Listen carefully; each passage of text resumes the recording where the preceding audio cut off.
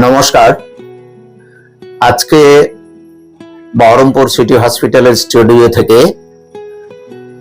একটি বিশেষ আলোচনায় অংশগ্রহণ করেছি। স্বাগতম আজকের পডকাস্টে। আজ আমাদের সঙ্গে রয়েছেন অভিজ্ঞ গাইনোকোলজিস্ট এবং IVF specialist doctor Arnab Barma. আমরা আলোচনা করব এমন এক জটিল ও গুরুত্বপূর্ণ বিষয় নিয়ে, যেটা ওভারি সিস্ট এবং আইভিএফ চিকিৎসা। অসংখ্য নারী এই সমস্যায় ভোগেন এবং সন্তান ধারণের সমস্যার সম্মুখীন হন। আইভিএফ তাদের জীবনে নতুন আশার আলো নিয়ে দাঁড়িয়ে রয়েছে। আমরা ডাক্তারবাবুকে জিজ্ঞাসা করব যে স্যার, ওভারি সিস্ট কি, ওভারি সিস্ট ও বন্ধ্যাত্বের ফলে এর সম্পর্ক কি রকম? আচ্ছা, প্রথমত ওভারি সিস্ট বলার আগে আমাকে নর্মাল ব্যাপারটা সম্বন্ধে কিছুটা হলেও বলতে হবে। দেখুন, প্রত্যেকটা মহিলার একটি জরায়ু থাকে, দুদিকে দুটো ফ্যালোপিয়ান টিউব বা নালী থাকে, আর দুদিকে দুটো ডিম্বাশয় থাকে। প্রত্যেকটা ডিম্বাশয় গড়ে 10 থেকে 12টা করে ফলিকাল থাকার কথা। এবারে অনেকগুলো মহিলা এরকমও আছে যাদের ক্ষেত্রে এই ফলিকালের সংখ্যাটা অনেকটা বেশি থাকে। এবার ফলিকালের কাজ কি? ফলিকালের মধ্যে যে কোনো একটা ফলিকাল প্রত্যেক মাসিক চক্রে বড় হবে, ফাটবে, সেখান থেকে একটা রিলিজ করবে, রিলিজ হওয়ার পর 14 দিন পর তার মাসিক হবে। কিন্তু অনেকের ক্ষেত্রে যেটা বললাম, ফলিকালের সংখ্যা যদি অনেক বেশি হয়, সেই ক্ষেত্রে যে কোনো একটা ফলিকাল বড় হতে অনেকটা টাইম নেবে। এবার যখন অনেক টাইম নেবে, তখন পিরিয়ডটা যথারীতি তার পিছবে। যতক্ষণ না একটা ফলিকাল বড় হচ্ছে, ইয়ে থেকে ফাটছে, সেখান থেকে ডিমটা বেরোচ্ছে, ততক্ষণ তার পিরিয়ড হবে না। তো এটা হচ্ছে তার মূল সমস্যা, মানে এটা একটা ওভুলেশন ডিফেক্ট। সঠিক টাইমে ওভুলেশনটা হয় না। তো সঠিক টাইমে ওভুলেশনটা না হওয়ার জন্য কাপল, মানে হাজবেন্ড ওয়াইফ, ওনারা বুঝতে পারেন না কোন সময় শারীরিক মেলামেশা করলে প্রেগন্যান্সির চান্সটা হাই। সেই জন্য এটা একটা বন্ধ্যত্বের অন্যতম কারণ হয়ে দাঁড়িয়েছে। এটাই হচ্ছে বন্ধ্যত্ব এবং ওভারিয়ান সিস্টের মধ্যে সম্পর্ক। আচ্ছা ডাক্তারবাবু, আইভিএফ কেন সমাধান হতে পারে এ বিষয়ে? ডেফিনেটলি। এবারে ব্যাপারটা হচ্ছে, যেটা আমি এক্ষুনি আপনাদের সাথে আলোচনা করলাম, যে নিজে থেকে যখন হচ্ছে না এবং নিজে থেকে ওভুলেশনটা টাইমে হচ্ছে না, সেক্ষেত্রে আমরা ডাক্তারবাবুরা কিছু ওষুধ দিই। ওষুধ কিসের ওষুধ? না, এই ফলিকাল গুলোকে বড় করে রাপচার করানো। রাপচার করিয়ে আমরা অনেক সময় হাজবেন্ড ওয়াইফ দুজনকে বিয়েরা মেলামেশা করে ট্রাই করতে বলি। কিন্তু সেই ক্ষেত্রে যদি না হয়, তখন আমরা প্রত্যেকটা মহিলাকে আইভিএফ এর জন্য কাউন্সেলিং করি। হাজবেন্ড ওয়াইফ যদি রাজি থাকেন, তো সেই ক্ষেত্রে আমরা মহিলাদের স্টিমুলেশন কিছু ইনজেকশন দিই। 10-12টা ইনজেকশন আমরা দিই ডিমগুলোকে বড় করার জন্য। এগুলো নিজে থেকে হয়তো বড় হতে চাইছিল না বা পারছিল না, ট্যাবলেটের মাধ্যমেও হচ্ছিল না। এই পাওয়ারফুল ইনজেকশনের মাধ্যমে সেগুলো যখন বড় সাইজ হয়, তখন আমরা একটা অপারেশনের টেপ দিয়ে অজ্ঞান করে এই ডিমগুলোকে শরীরের বাইরে পার করি। হাজবেন্ডের স্পার্ম নিয়ে দুটোকে ম্যাচ করিয়ে ভ্রূণ তৈরি। এই ভ্রূণটাই পরবর্তীকালে জ্বরের মধ্যে প্রতিস্থাপন করি। এটাই আইভিএফ। এবং এর মাধ্যমে আমরা দেখেছি, আমাদের অভিজ্ঞতা বলছে, প্রচুর পেশেন্ট যাদের এরকম ওভারিয়ান সিস্ট নিয়ে আমাদের কাছে আসেন, তাদের ক্ষেত্রে অনেকেরই পজিটিভ প্রেগন্যান্সি রেজাল্ট এসেছে। তবু আইভিএফ প্রক্রিয়ার ধাপগুলো যদি নিয়ে একটু আলোচনা করেন। আচ্ছা, এটা একটা খুব ভালো প্রশ্ন। অনেকের মনেই প্রশ্ন থাকে, বা যখন তারা আইভিএফ ক্লিনিকে আসেন, ডাক্তারবাবুর সাথে দেখা করেন, যে আইভিএফ ব্যাপারটা কি। চারদিকে তো শুনতে পাচ্ছে যে test tube baby, test tube baby. তাহলে কি বেবিটা টেস্ট টিউবের মধ্যে হচ্ছে?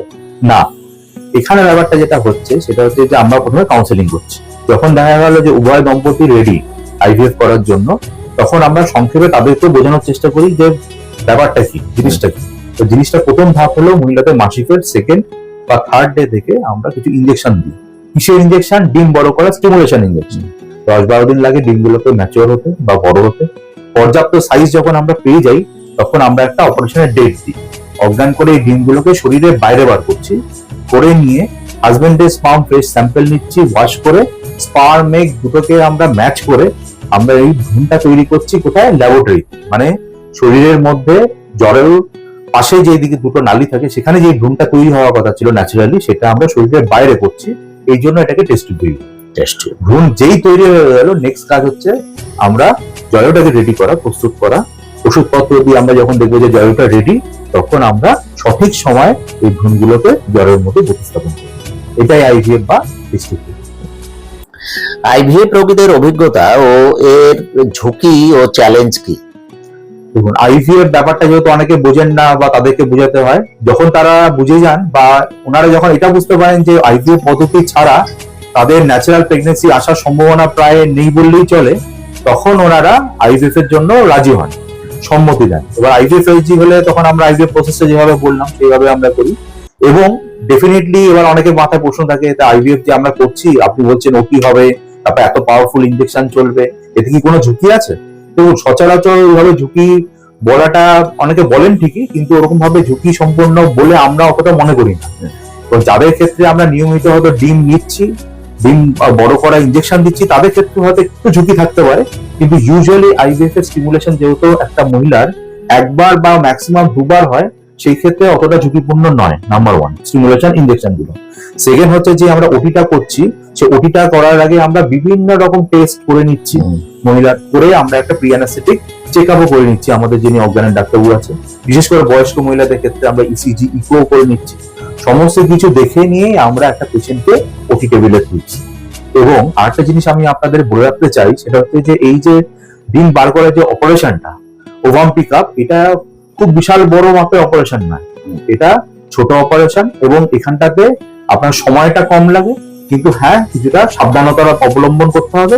এবং যিনি ডাক্তারবাবু আছে তাকে এক্সপার্ট হতে হবে, তার অ্যানাটমিক জ্ঞানটাও থাকতে হবে, কারণ দুদিকে ব্লাড ভেসেল থাকে, অনেক প্রবলেম থাকে, সেগুলো যেন প্রিক না হয়ে যায়। অভিজ্ঞ সম্পন্ন যদি ডাক্তার হয়, তাহলে পর এই পিক আপ যে ওটিটা, সেটা অতটা ঝুঁকিপূর্ণ সেই রেসপেক্টে নয়।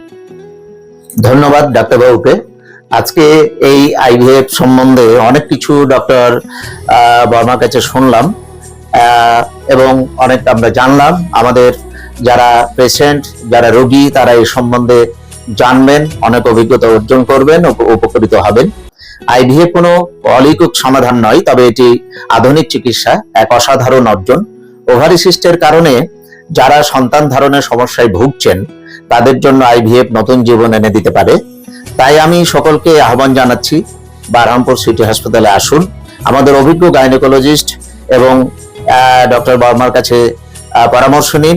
তিনি আইভিএফ এর আধুনিক চিকিৎসা করছেন, প্রতি মঙ্গলবার আমাদের হসপিটালে আসছেন। আপনারা আসুন, এই ধরনের সমস্যা যাদের আছে তারা আসুন, আপনারা আপনাদের মনোবাঞ্ছা পূর্ণ হবে এবং সাকসেস হবেন আশা করছি। ধন্যবাদ। ধন্যবাদ ডাক্তারবাবু। ধন্যবাদ।